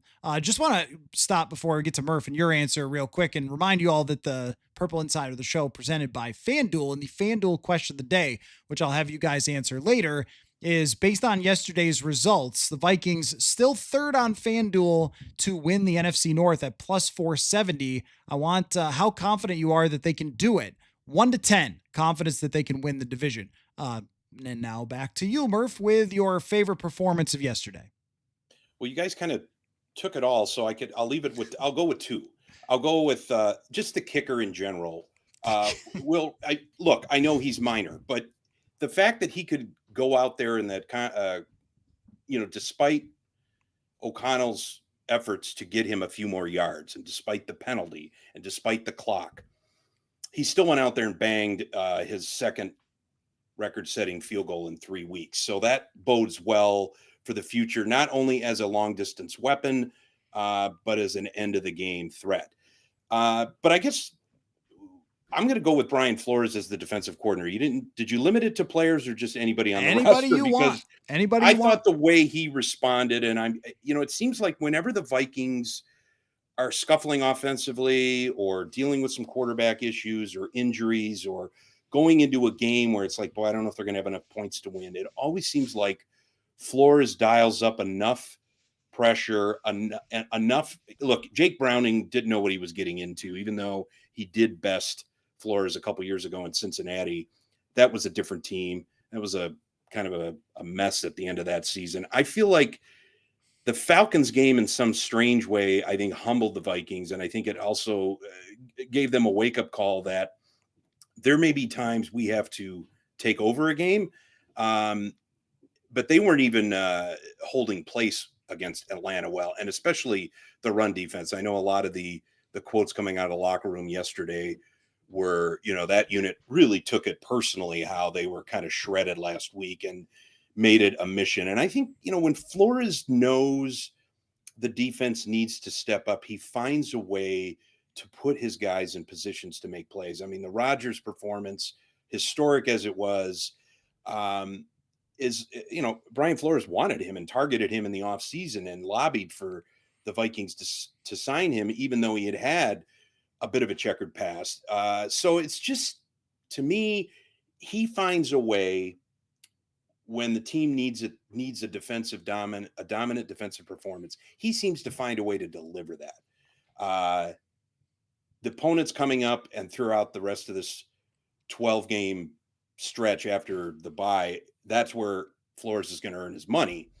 But I thought that maybe was the most impressive thing to see yesterday. I also think that if you're a person that believes Harrison Smith belongs in the Hall of Fame, which I've written this and I believe that, there's only so many statistics that describe what a safety does. Interceptions, which today don't happen anywhere near Paul Krause, who I saw was at the game.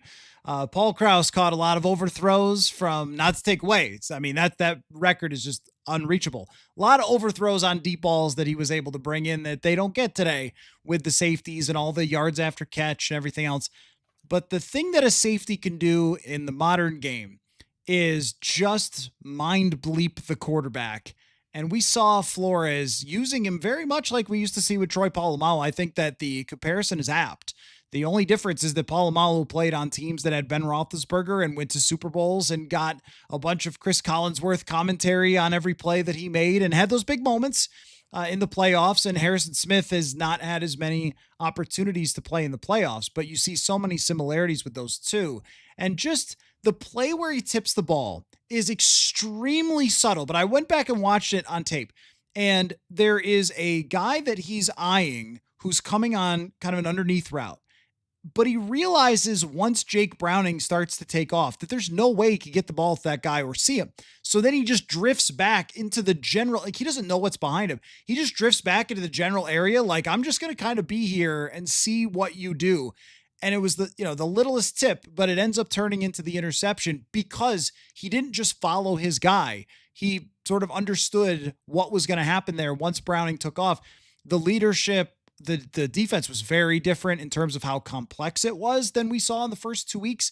Kind of reminded me last year when they didn't have Eric Wilson and they had to play without Cashman. Like, they need somebody, they need generals out there. They need guys who are calling the shots. And as good as the other players are, Theo Jackson's not that guy. Metellus is so much better when he's in the box than if he's got to play the traditional safety spot. I thought that was absolutely huge. Now, with Isaiah Rogers, I was trying to think of today, how do you put in context what Isaiah Rogers did? Here's what I came up with. I want your answers for this.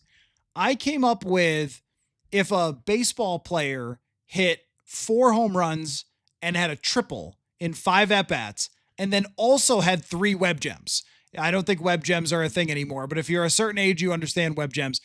That's how good it was. It would be like going 5 for 5 with 4 homers and a triple, and then making 3 great plays in the field in like the 4th inning. That's what it was like. How would you contextualize 2 forced fumbles, 2 touchdowns, and one of the absolute plays of the day, one-on-one versus T. Higgins, who has some Randy Moss tendencies to him, one of the best go up and get it guys in the NFL, and he knocks that ball away on a very good throw from Jake Browning. It kind of reminded me of just with the forced turnovers and the pick six and the scoop and score, it kind of and because he did all of that in one half, it kind of reminded me of, changing sports here a little bit. Remember when Klay Thompson scored 37 points in a quarter Yes. for the Warriors, and he just went nuclear against the Sacramento Kings, and I think it was the second, or no, it was the third quarter, I think, of that game. And Klay just gets 37 points, and he's just draining threes all over the place. And we know Klay Thompson was a great two-way player. He was a really good perimeter defender for Golden State in his prime as well. That's kind of what it reminds me of. He just goes nuclear of just making all these great plays. And then he's also doing what makes him very talented as a cornerback and sticking, having to defend against one of the biggest and best wide receivers in the National Football League. It was just a remarkable performance. And the other thing that kind of stood out to me too is, the sort of the peanut punches that he had of knocking the ball out against Fant and then against Jamar Chase, really impressive. But I think what he did on those plays leading up to him being in position to make those plays, I think was really, really underrated, especially on the Chase play where he's defending another guy and Chase makes the catch. And he's so, Isaiah Rogers is so quick and so fast that he chases down, no pun intended, Jamar Chase and punches the ball out. And obviously, it forces that turnover. I think the guy is just incredibly talented, super athletic, super fast, very instinctive. And this was an opportunity, I think, coming here with the Vikings was a chance for him to have a much bigger role than what he had in Philadelphia last year on the Super Bowl champs. Contextualize, Murph. I love the baseball analogy because I think I'll flip it a little bit. Imagine if, pitchers in the National League could still hit, and Max Scherzer during a perfect game went 3 for 4, including a triple where he scored on a pass ball later. That's, to me, how I look at it, because the playmaking ability and the fact that he actually accounted for 14 points. No Vikings defender has ever done that in a game, let alone a half. So when I watched a lot of the replays, the punch out has been discussed a lot. What I was impressed with, because I hadn't seen him play live, or at least certainly in person. I was credentialed yesterday. The fact that after Smith subtly tips the ball, he's able to corral it, kind of brace himself and not go to the turf, and have the wherewithal. A lot of guys might have been satisfied with just, falling down, going for the celebration, and hey, we got the momentum. He gets up and turns into a burner, which everybody knows he is. But, he did elude one tackle at the 20, which was a little tricky. So to be able to corral the ball, not fall, not get tackled, and then take that, 4 speed or whatever he had at the combine for 87 yards up the sideline. And those are the kind of plays that bring a building to life, bring a sideline to life.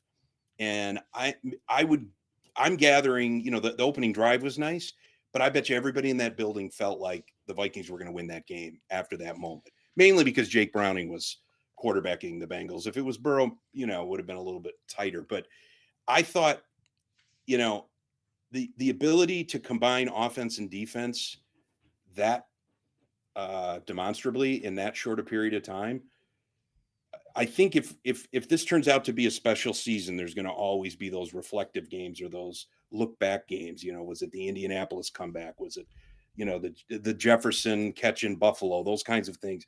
I think that kind of a performance, depending on where this club ends up, is going to be a reference point, especially for how well its defense plays. Yeah, I think so too. And you just saw a lot of guys sort of either gain or get back confidence. I mean, gaining in Isaiah Rogers' perspective. I thought Dallas Turner, the same thing. Getting Van Ginkel, even though it was back for a couple of plays, they were huge plays for Van Ginkel. But some of the other guys we mentioned, Levi Drake and Jalen Redmond, like these guys are getting more and more confidence in what they're doing. And to have a total destruction where that side of the ball scores a bunch of points causes a bunch of fumbles, which is not that random these days. I think it's very clear the Vikings are well coached on how to cause those fumbles. And Josh Metellus told us yesterday, like, you guys have no idea. We'll have great practices and they'll be ripping us because we didn't do those fumble drills enough, but it clearly worked out. And Rogers is in the same category to me as a Van Ginkel, where it's a guy that, I mean, I think if you like the PFF grades, the analytics, they kind of told the story on this guy. They told the story on Isaiah Rogers that basically whenever he got a chance, he was really good. And the same thing for Van Ginkel, that whenever he would rush the passer, like, he was very good at it and was this multi-dimensional player, but kind of was buried a little bit in Miami and didn't get a whole lot of attention. This is where Brian Flores, and it all comes together. Sometimes because Brian Flores clearly wanted him, then it's like, well, he gets all the credit for it. And O'Connell says that. I mean, really the entire team does, because they had to go out and sign him. Rob Brzezinski had to figure out the cap, and everybody, Kwesi, and everyone's involved in these signings. They've gotten very good at this. They've gotten very good at the pro side, where there are, a lot of people involved, but this was somebody that Flores had his eye on for apparently a really long time, because he had gone to UMass and he has the Boston connection and all that. And so he had him identified as someone he liked for a while. I don't know how many times at US Bank Stadium, Murph, I've ever seen someone run that fast. And apparently he was not even going 100% because he knew he had it. Like, as soon as he cleared the first guy with that broken tackle, he's like, oh, I'm just chilling. And he was still going over 20 miles an hour. It was a little bit like when you'd see Deion Sanders or something. Like, it was that fast. Hey, real quick, because you're the PFF guy, you literally wrote the book. I read today that at Rogers' 99.9 grade is the highest in the history of PFF. Yes. Where is the 10th of a point? Where's the deduction? So it's not a deduction. It would be in what they call a zero play, which means what else can the man do? So a zero. I know what you're saying. I think that maybe their system just doesn't have an extra spot because they never thought it's a Y2K issue. That would be my guess. But it's probably just in like a routine play that you get a zero and like you don't get, whatever. But it is I honestly truly think that they never built the system to go to 100 because they did not think it was possible. But like, it's like Madden. Madden. Yeah, exactly. Like a routine handoff where he kind of makes a regular tackle would be. And they couldn't look the other way. Once zero play. Yeah, right. They couldn't give him a plus. But the way that those grades are done is on a scale of 0 to 2 or 0 to -2. So if you throw the Jordan Love interception against Cleveland, that's a -2. If you throw, the greatest pass down the sideline that's just beautifully placed or something, that would be like a +2.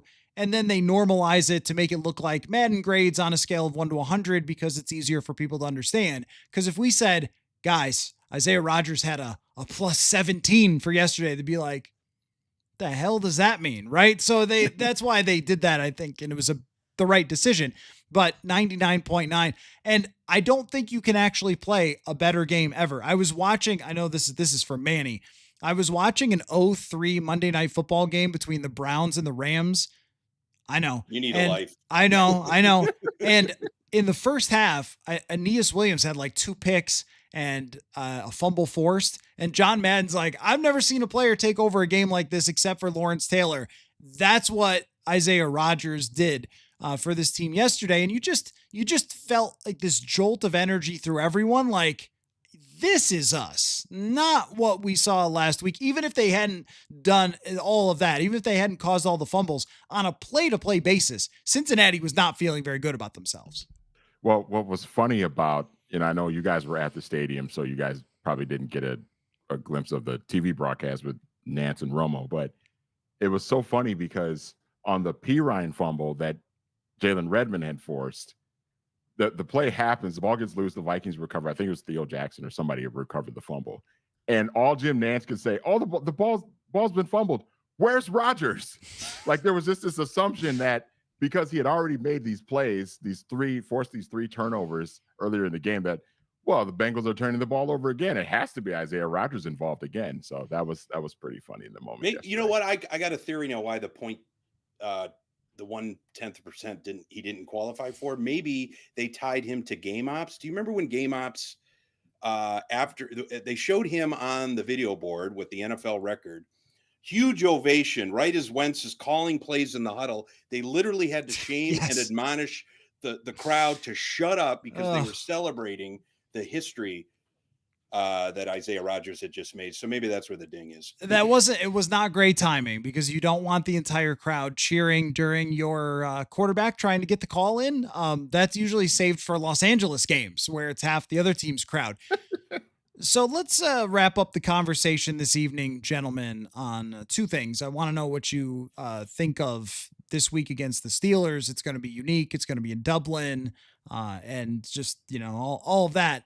It's always a circus with Rodgers and everything else. But that FanDuel question of the day about winning the NFC North, which was their plus 470, Green Bay is minus 150. Looks to me like Baltimore is doing pretty well against the Lions are doing well against Baltimore right now.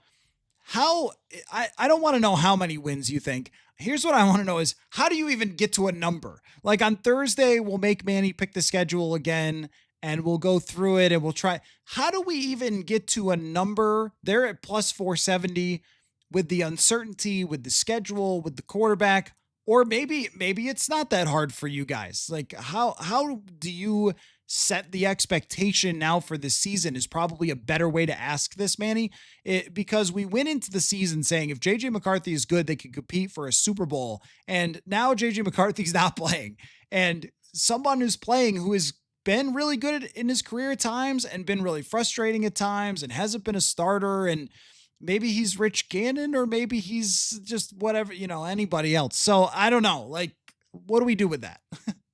Well, I think yesterday was a clear indicator. Now, I'm not saying they're going to beat everybody, that they should try and beat everybody 48-10. It'd be nice if they did do that, but that's just not realistic to expect that to happen every single week. But I think what yesterday showed was, if this team is going to win a lot of games and have a successful season and get into the playoffs and maybe make some noise, I think what we saw yesterday is going to be kind of the blueprint where, and I think that's going to be whether it's Carson Wentz or JJ McCarthy. As long as JJ can kind of continue to grow and develop and get better once he gets back onto the field. But I think yesterday was kind of the blueprint of running the football, controlling the ball on offense. The quarterback makes enough plays. He doesn't have to carry the entire offense, but he does all of the basic things that a quarterback needs to do to manage and control and lead the offense. And then your defense is just playing like a bat out of hell and just, forcing turnovers and pressuring the quarterback and being dynamic and making a lot of plays. And then your kicking game, your special teams play remains as solid as it's been these first couple of weeks of the season.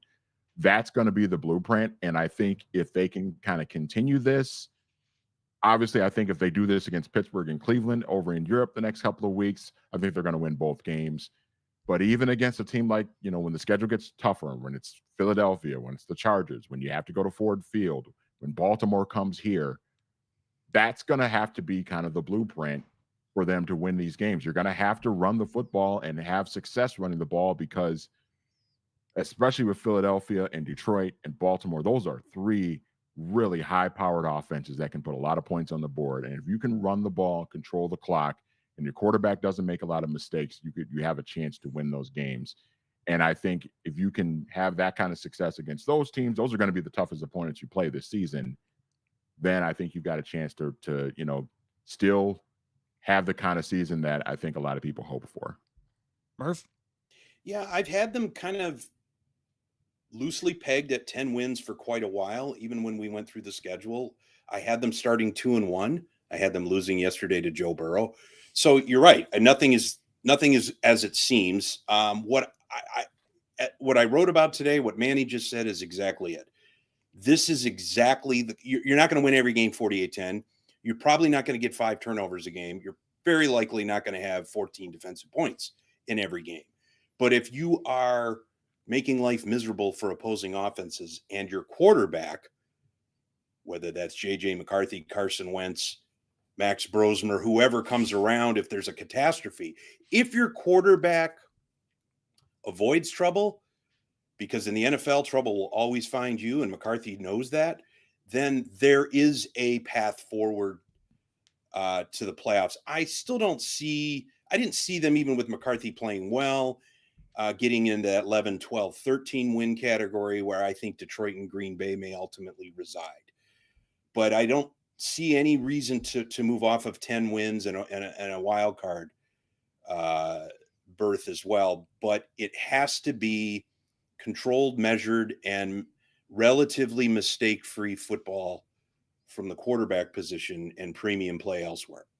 I think that what the National Football League, brought to you by Commissioner Roger Goodell, has taught us about the NFC specifically is you just don't really know which teams in the NFC are going to be the teams that are there at the end of the day. Because on the AFC side, I mean, man, Josh Allen's doing it again. And, even if Baltimore doesn't beat the Lions tonight as we're doing this show, they'll probably be there again. And even you could kind of bet Kansas City will get receivers back and figure some things out. They'll probably still be there. The NFC, though, I mean, that Rams-Eagles game, that's a playoff game.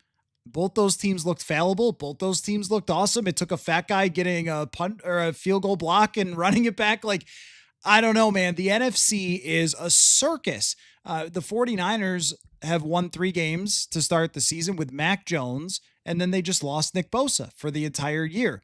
We don't know what they're going to be. Green Bay looked flawless over the first 2 weeks and then lost to Cleveland, which is not, I guess, maybe the worst thing ever to have a bad offensive performance against that defense, but they got pretty well beat up in that game. And so they lost, and the Lions had their bad loss. And as we're trying to sort through all this, I don't have any clear answers. Washington, how's Jaden Daniels going to be health-wise just even for the rest of the season? But they looked pretty darn amazing with Marcus Mariota in there. The fact that they could take a team apart that way was impressive. We've seen, Philly look really good. We've seen them look a little bit, rocky. Tampa Bay's 3-0. What do you make of that? And half their team is hurt. And Atlanta last week looks like the 98 Falcons. And then this they get week, shut out. Right, they look like the Joey Harrington Falcons. So it's like, I think right now, we just have no idea what's exactly happening, which actually really benefits the Minnesota Vikings. Because as I was making this, and I'm sad that you weren't here for this comparison, Manny, but as I was making this comparison to the early 2000s era of the NFC and how Matt Hasselbeck went to a Super Bowl and a lot of defense, we saw Rex Grossman go to a Super Bowl. You look around at the stats that offenses are putting up.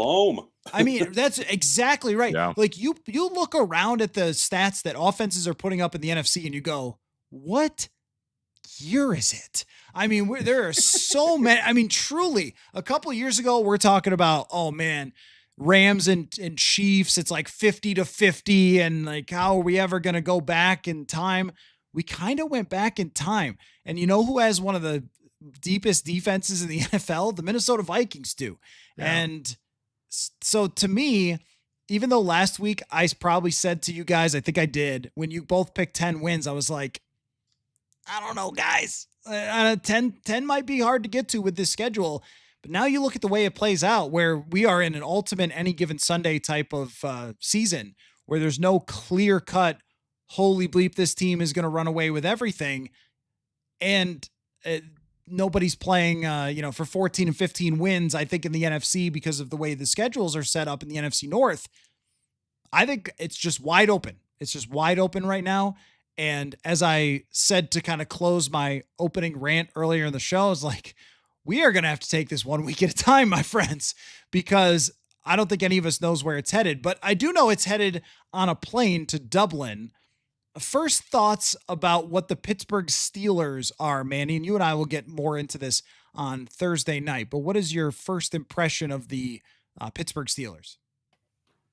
I'm a little bit surprised at how bad their defenses kind of looked these first few games of the season. Now they held the Patriots to 14 points yesterday, but that's also a team with a really young quarterback that's still kind of growing and developing.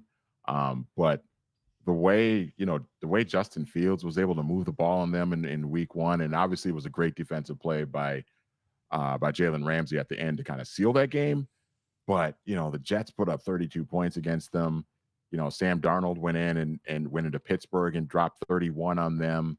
I think even with, some of the really good defensive players that they have on that side of the ball, I think it's a defense that the Vikings offense, if they play well, if they protect Carson Wentz, if Wentz gets rid of the football when he's supposed to, and if they're able to run the football with some effectiveness, I think they're going to have some success and come away with a win, because I don't think this defense in Pittsburgh doesn't look as great as I thought it was going to be.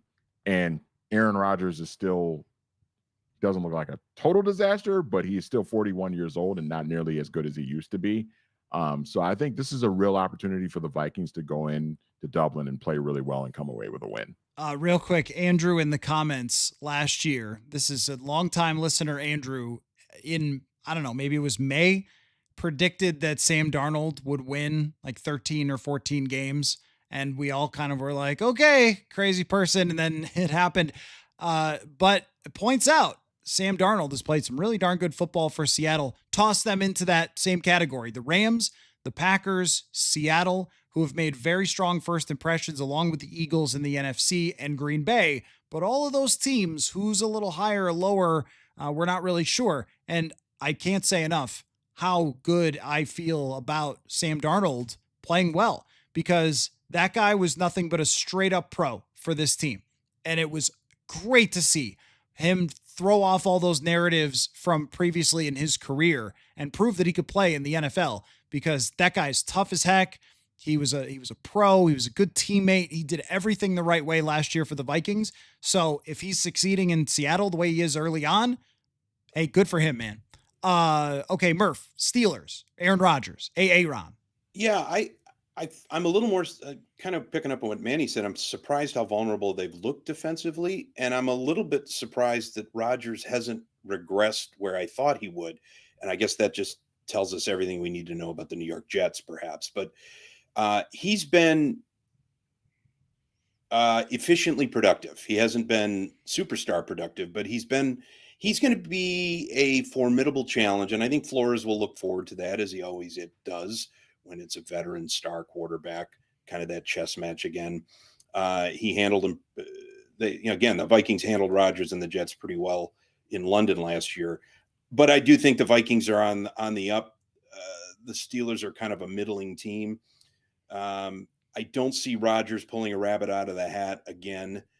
And I just see the Vikings doing just enough to, come out with a victory, not necessarily a pleasant victory, but just a win.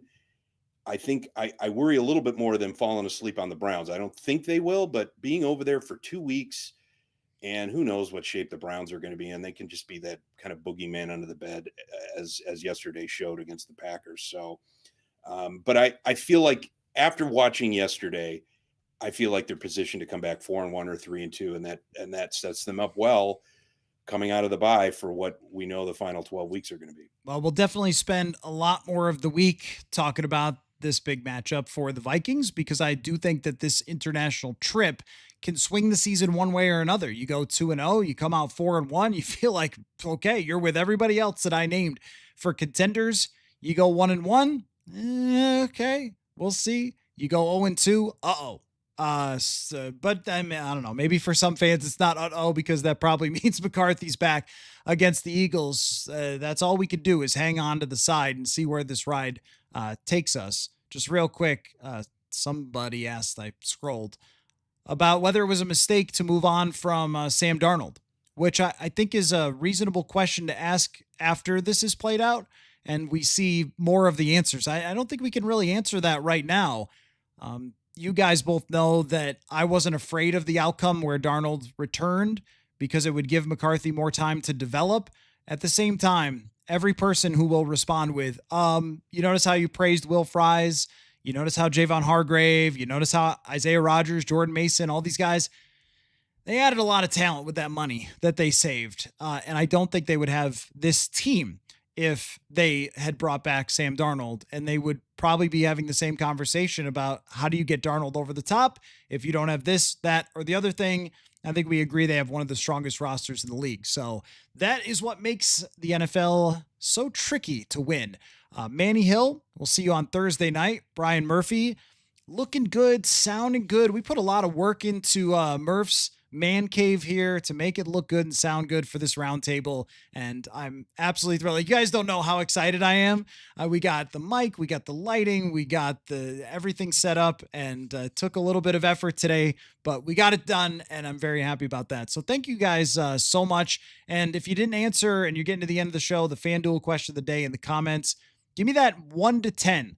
The Vikings are plus 470 to win the division. Green Bay minus 150. 1 to 10 on confidence that they can still win the division. That is the FanDuel question of the day. So thank you guys. Thank you everybody for watching. And let's all go watch some Monday Night Football. So appreciate it. And we'll catch you later. See you next week. Football. Football.